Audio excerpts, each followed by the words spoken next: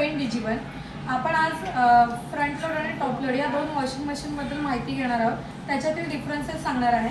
तर सर्वप्रथम आपण जी वॉशिंग मशीन बघणार आहोत ती म्हणजे टॉप लोडची वॉशिंग मशीन.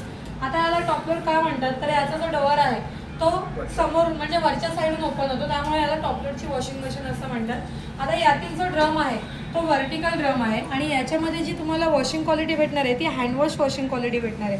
आता हँडवॉश वॉशिंग क्वालिटी म्हणजे काय, तर जे कपडे आहेत आणि पाणी आहे ते क्लॉकवाईज अँटी क्लॉकवाईज फिरतात, त्याच्यामुळे जी वॉशिंग क्वालिटी मिळते कपड्यांमधली ती आपल्याला हँडवॉश क्वालिटी भेटणार आहे. तर त्याचप्रमाणे आपण जी फ्रंट लोड वॉशिंग मशीन बघणार आहोत त्याचा जो डोअर आहे तो समोरच्या दिशेने असणार आहे आणि तो समोरच्या दिशेने ओपन होणार आहे, त्याच्यामुळे त्याला फ्रंट लोडची वॉशिंग मशीन म्हणतात. आता याच्यामध्ये जी तुम्हाला जो ड्रम आहे तो हॉरिझॉन्टल ड्रम आहे आणि याच्यामध्ये जी तुम्हाला वॉशिंग क्वालिटी भेटणार आहे ती तुम्हाला डंबल वॉशिंग क्वालिटी भेटणार आहे. आता डंबल वॉशिंग क्वालिटी म्हणजे काय, जे की धोबी कपडे वॉश करतात तर त्यामध्ये जे कपडे पटकले जातात तर तशी जी वॉशिंग क्वालिटी आहे ती तुम्हाला फ्रंट लोडच्या वॉशिंग मशीनमध्ये भेटणार आहे.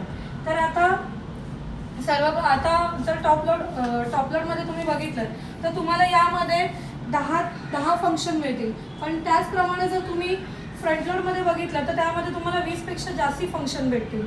त्यानंतर जर तुम्ही पाण्याचं बघाल तर टॉप लोडमध्ये 70 ते 80% पाण्याचा वापर होतो, तर त्याचप्रमाणे फ्रंट लोडमध्ये तुम्ही बघाल तर 50%च पाण्याचा वापर होतो. त्याचा फायदा असा आहे की फ्रंट लोडमुळे आपल्याला पॉवर कन्झम्पशन आणि पाण्यामध्ये आपल्याला जास्तीत जास्त फायदा मिळतो.